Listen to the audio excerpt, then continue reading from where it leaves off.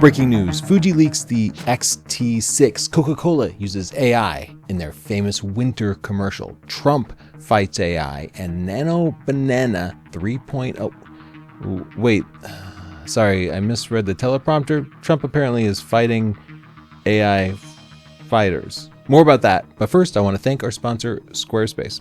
Squarespace.com/Tony is where you start when you need a presence on the web. Something better than social media, something capable of almost anything.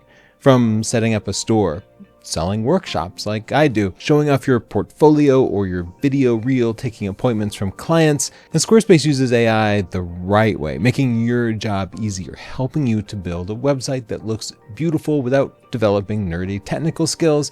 Try it out completely free, no credit card required at squarespace.com/Tony. If you love it, if you decide to sign up, the coupon code Tony will get you 10% off. First up, Fuji Rumors.com has let us know that the X-T6 is on its way. The X-T series of cameras is, I think, my favorite series of Fuji cameras. They're absolutely beautiful, interchangeable lens with all the specs and an APS-C sensor. Unfortunately, we're not seeing it until the second half of 2026, but more rumors will be coming soon, I'm sure. Coca-Cola launched their first winter ad. These Christmas series of ads from Coca-Cola have always been so moving, so touching. And this one, well, even more so. It's even more emotional, even more gripping than ever, but it has even less humanity in it. Coca-Cola seems to have generated this entire thing from artificial intelligence, and it shows. Not only are these shots impossible to get, but you can see the number of axles on the trailers seems to just sporadically change from scene to scene. I'm really disappointed in this because Coca-Cola is a company that has always connected on an emotional level to people. And now they're bringing in emotionless AI, putting people out of work. And they're not doing it because they have to, because people are too expensive. Coca-Cola has massive amounts of profits. In 2024, Coca-Cola had a net income of $10.63 billion. That's bottom line, not top line. And in 2025, their net profit margins are increasing from 22.5% to 27.3%. But that's still not enough profit for Coca-Cola, apparently, because they decided to cut human creators out of the loop for their latest Christmas commercial. Trump is pushing back against states who want to put in regulations on AI companies.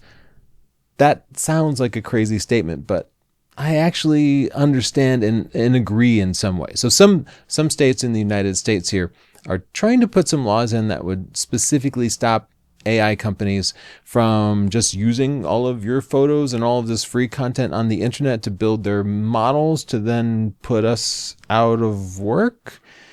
If one state were to put that regulation in, it would kind of make it impossible for all AI models to comply with that law, and thus they might be able to be sued under some particular state law because, after all, if Arkansas puts in some rule that ChatGPT can't read books from the internet, how could they possibly comply with that just for one particular state? So this could get kind of impossible for AI companies to manage if all the 50 states had some different regulation. And thus Trump is saying this is going to be the domain of the federal government. Now, I absolutely agree AI regulations belong at the federal government level. The problem is we haven't seen any federal regulations around AI. We've seen basically nothing. And this is not a partisan issue. This isn't Trump or Biden. Biden had plenty of opportunity. We knew exactly how AI was going to unfold, and all Biden did was to make an announcement that they were going to explore creating a committee that might put in some kind of regulations, but as near as I can tell, nothing ever happened with that. Biden had the chance and did nothing. Trump has the chance and is very specifically choosing not to do anything. Now, these big tech CEOs do have Trump's ear. They're there at the inauguration, and they are telling him, if you put in any regulations, it will just slow us down and enable China to be the leader. And that is kind of the alternative. We can't just stop AI. We could hamper U.S. AI development, but then U.S. would just be in second place instead of first place, where I believe U.S. is solidly in first place right now. So while I strongly feel that AI will have many positive impacts, but also many, many negative impacts on society, humanity, and the economy. And I wish we could slow it down until at least we could explore what these possibilities are and how to mitigate them. This is realistically not going to happen. And so we just need to brace ourselves and try to prepare as best we can. That's part of why I keep covering AI. And as part of that, I've been exploring Google's latest AI model release, which is Nano Banana 3. I'm specifically interested in this model because that's their image generation model, and it's absolutely blowing me away. Let me just take a look at my red dress test. I first did this test in 2023, generating an image of a woman in a red dress in front of a lighthouse on the beach with seagulls flying behind her. Pretty complex, right? And this was the image that came up. And while I looked at that and thought, that's incredibly fake, I put it on my Instagram and it actually had a lot of success. And it was one of my more popular pictures, kind of disappointingly. You can see the seagulls are a little bit deformed. Her face is a little bit weird. All of it is a little waxy and unrealistic. This image uses the same prompt generated by Google's new Nano Banana 3.0. And you can see all the seagulls look pretty realistic. She's leaving realistic footprints in the sand. It's not hyper realistic. It's photorealistic. The lighthouse in the background seems realistically it's just all around a solid picture that I don't think is instantly recognizable as being AI if it weren't for that little watermark in the corner. Let's talk about that. Nano Banana, Google, is trying to provide transparency for AI images, or at least they say they are. I think they're doing such a weak job of it. They're putting a little diamond in the corner, which is extremely easy to just crop out, or you could bring it into Photoshop and just delete it, or you could send it to many different free websites that simply remove watermarks. They're also sort of invisibly watermarking the images in a way that computers can recognize but people can't readily see. While it does add that watermark in the corner, it's only for us poor people who don't sign up for the ultra tier of the plan.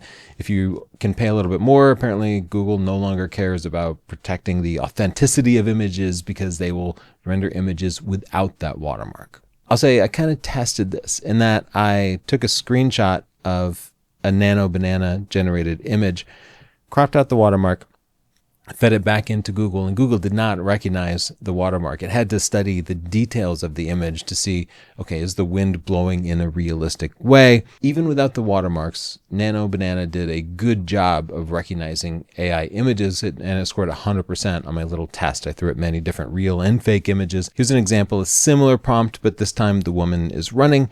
And you can see it detected a bunch of little problems, like there were no footprints behind her. There's some lighting inconsistencies.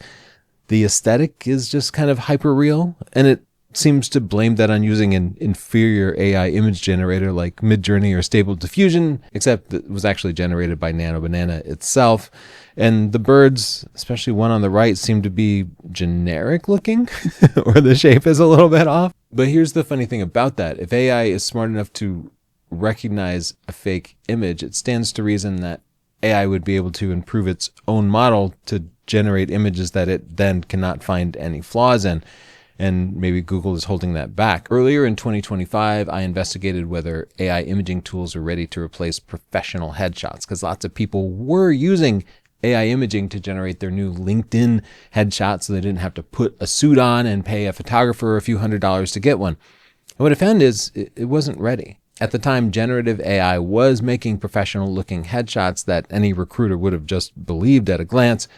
But the problem was they didn't come back looking like the person they were supposed to look like. They looked like their brother or cousin. So if you actually showed up for a job interview, you might be busted. But with Nano Banana 3.0, when I fired it up, it actually prompted me to make a LinkedIn headshot profile.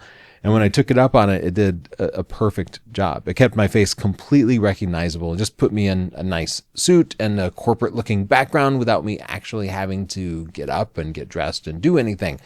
And so I think we're finally at that point when AI generative imaging is absolutely ready to put a lot of professional portrait photographers and corporate photographers out of work. It's now generating realistic, recognizable images of people in different environments. And if you say, would you rather give $500 to a portrait photographer, get dressed up, show up at a location on time, or just drop in a couple of camera shots into your Gemini AI tool. I think most people are just going to choose to AI generate it. And thus, over the coming years, I do see not a death of, but a decline of professional portrait photography, especially for corporate stuff. But I do have to ask, when will this AI bubble pop? I don't believe this is sustainable. I've seen over and over again the Gartner hype cycle take down rapidly growing tech. And I think AI is due. Forbes also seems to think that it could be due because they made a story about how AI could be losing $15 million a day on generative video from Sora. And I do see these videos in my Instagram and Facebook feeds all the time. People love these things. They're getting millions and millions of views, absolutely fantastic and yet ridiculous situations. But the fact is, you're able to generate them for free or almost free, but the company generating those videos still has to pay for it. And this is a common business model in tech. Lots of companies give expensive tech away for free in order to get you hooked, and then they get the cost down, they start charging, and suddenly they have a profit-making model after 3 years, 5 years, 10 years, right? Sometimes they can just keep giving something away for free for long enough until you can't look back because you're hooked. And I'm confident that's the business model. It's free or cheap now, but it won't always be. This is actually sustainable as long as everybody believes it will eventually be profitable, because investors will keep pumping in money and thus they can keep paying $15 million per day generating silly videos. But it could all fall apart at any time, and I, for one, kind of welcome that. I think this is all moving along faster than humanity and government regulations can allow for, and thus anything that might slow this, make AI stumble a little bit, I'm all for it. In the comments down below, let me know what you think, and don't forget to check out my sponsor, Squarespace, for any type of website you need to create. Get your own custom domain instead of being at gmail.com. Instead of sending people to your social media, send them to your actual website, like I have, northrupphotography.com. And that makes my photography look much better than it does on Instagram or social media. It also allows me to sell prints or workshops and just let people know more about me. I can control the design, the colors, the font. I control everything instead of having it dictated by social media. So get started today, completely free, at squarespace.com/Tony. When you love it, the coupon code Tony will get you 10% off. Thanks, Squarespace. Bye.